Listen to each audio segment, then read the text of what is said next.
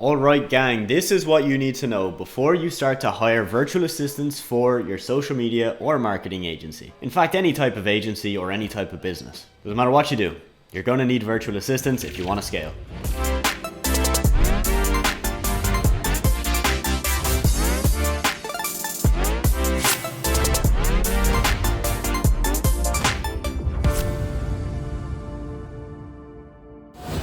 So virtual assistants, I absolutely love them. You know, I've got many virtual assistants in my companies. They save me so much stress, so much time, so much energy, and they're really what I would call a godsend. They essentially do tasks that I don't need to now do myself because they can do it and they can follow the system to get those tasks done. But hiring virtual assistants is not easy, and people make it seem like it's the easiest thing in the world and that you just, hire a VA to do outreach, or you hire a VA to book meetings for your agency. It's not that easy. Like, most people will just see the fact that you can pay a VA $3 an hour and they will just magically think that that $3 an hour will now turn into multiple meetings booked for your agency every month. That is not how it works. Right now, we have 4 full-time virtual assistants in my agency.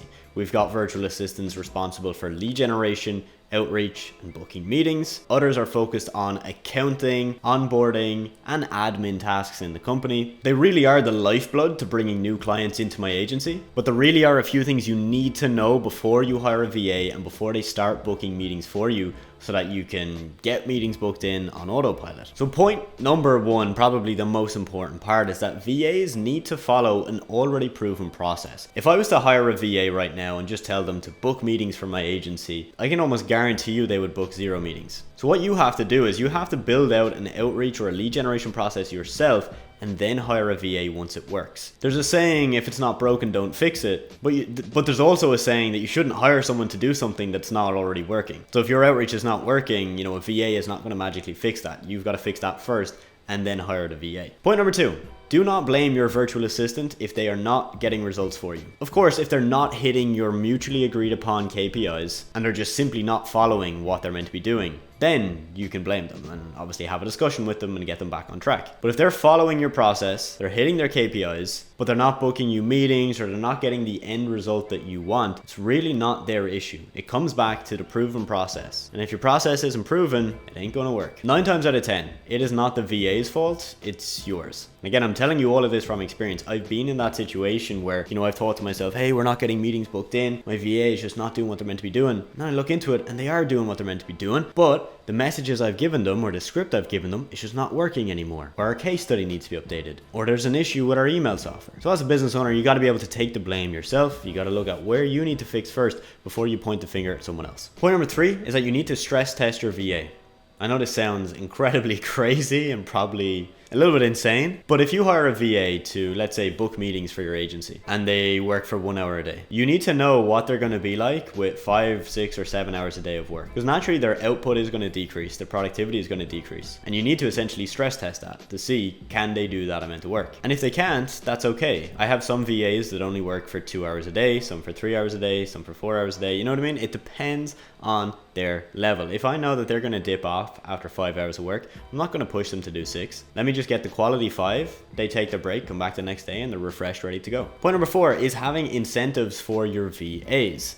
I know many agency owners that hire VAs and give them a bonus for any clients that they bring into the agency. This is a great idea, and it rewards the work that they've done. So you can give them a bonus for any clients they bring in, you could give them bonuses for any KPIs they're hitting, and you can also just routinely increase their hourly rate if their performance is getting better. One of my VAs, for example, started on roughly $3 an hour, worked her way up to $4, $5, and even $6 an hour. And we're happy to pay that because she's amazing at what she does. She's done it for so long, and it would cost us a lot more money to replace her. Now, of course, with all of that in mind, you need to know where to hire VAs. Now, there's many places in which you can hire a VA. You can use Upwork, you can use onlinejobs.ph, you can use Facebook groups. I really don't think that where you hire them from is that important. It's more about if you can vet them to see if they're actually going to be good at what they do, which is why I'd recommend that you give them a trial task before you hire them. So if you're hiring them for outreach, get them to generate you a list of leads in a certain specified time frame, or if they need to do your accounting, like give them some sample figures to work on and do the accounting. So should you hire a VA? Most certainly, but only if the circumstances are right. Please do not hire a VA and expect them to just do everything for you magically. You gotta get the processes dialed in yourself,